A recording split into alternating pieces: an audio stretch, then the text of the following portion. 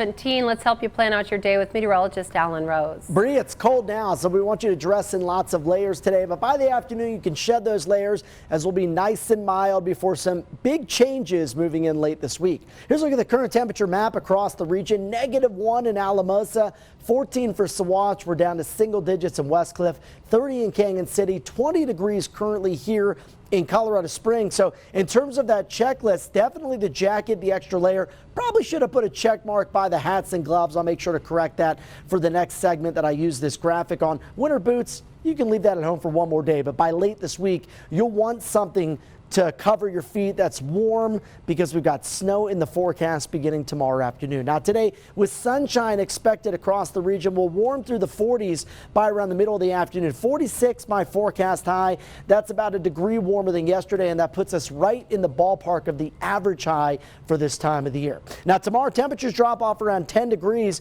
as the first in a series of storms moves into southern Colorado. Let's talk about those impacts. Light snow area wide from this winter weather maker, colder temps as well. I think for the Pikes Peak region will be around 1 to 4 inches. The mountain areas under winter weather advisories on Thursday. Some spots, especially into the San Juans, could see double-digit snowfall accumulations. And here is that first storm we're tracking now, bringing some rain and snow to the west coast this morning. Second storm still located several thousand miles to our northwest, currently spinning up there in the Gulf of Alaska. So let's time it out on Futurecast. Good news here, still at 6 a.m. I think we're dry. Even though the models have sped up the arrival of the storm somewhat, I don't think the snow is going to pick up until around the lunch hour, maybe a little bit beyond that. Looks like the heaviest stuff still favors areas down south as well as the eastern plains. But now the models sweep through a second little disturbance in this northwest flow on Friday, and that could keep in a few light snow showers at times through Friday afternoon, even into Friday night. So this takes into account both pieces of energy with this first broad area of low pressure. So I bumped up numbers just a bit in some spots. 1 to 4 inches in the Springs, 2 to 4 for Monument, Woodland Park, 2 to 4 for Pueblo, and 3 to 6 inches for Rye, Walsenburg, and Trinidad.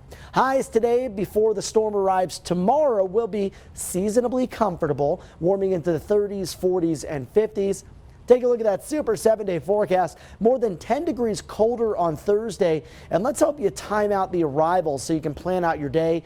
20% chance at 11 a.m., but chances for snow definitely bumping up by the mid to late afternoon, especially as we head towards that evening commute. Could be quite snowy. Next storm arrives Sunday with snow and wind in the forecast on Monday. For Pueblo, look at the temperature trends here. 40s today, upper 30s to low 40s through the weekend, then a high of just 29 degrees on Monday.